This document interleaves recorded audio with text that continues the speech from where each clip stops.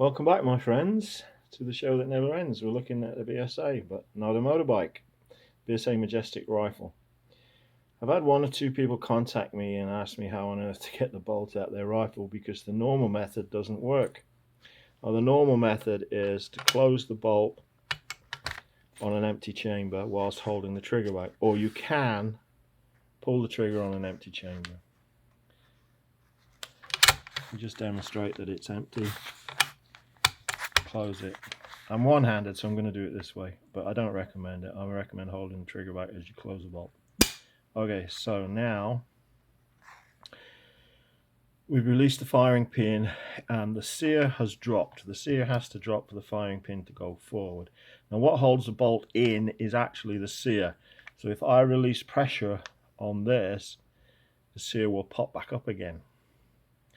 Now I'm one-handed, I don't have a tripod, so I am going to have to release the pressure and the bolt will not come out, which is what it's supposed to do, because if you're in a hunting situation you'd want to eject one cartridge, close it again. You don't want the bolt flying out the back, do you?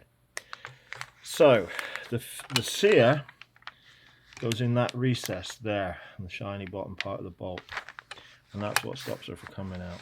So the sear has to pop up and hold that thing back. Right, so where is the sear?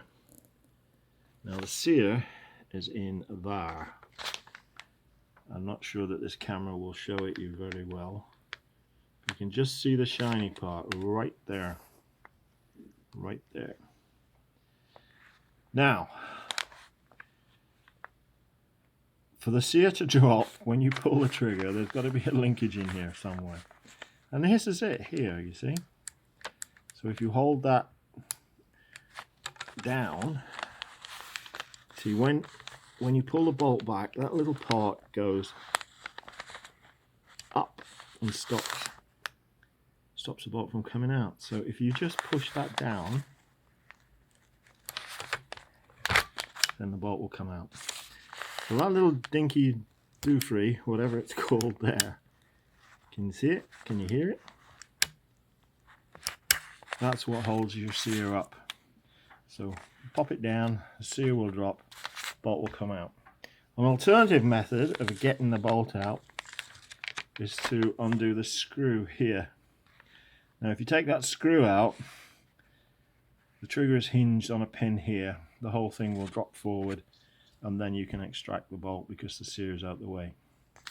So fairly simple really. Don't be afraid to take the action out of the gun and have a look at it and see how it works. Now other models may vary, but this is how you do it on mine. I imagine it will be the same for the Monarchs and the CF2s, which came after the Majestics, but I'm not sure because I don't have one of those available to me right now to strip down. Okay, a little tip: you should never use regular screwdrivers on guns. You should always use turn screws. And turn screws have a specially ground tip on the screwdriver blade with parallel sides. You can bugger up screws on guns very easily by using regular screwdrivers. But where do you find them? Well, you can buy a kit from a gun store, and it might cost you quite a bit. They're very nice to have, and if you look after them, they'll last a lifetime. But something that you may have hooked on your belt without realizing it is like a Leatherman. This is a Leatherman Wave, which I've had for donkey's years. But it has got a perfectly ground, can you see that? Perfectly ground screwdriver end, or turn screw end. And these work great on gun screws, and I use this on just about everything from my flintlocks to my rifles here. It works fantastic, and it's just about the right size, and it does all kinds of screws, and it's right there on my belt every day. I don't have to go look for it. So a little tip for you: use a screwdriver off your Leatherman to work on your guns.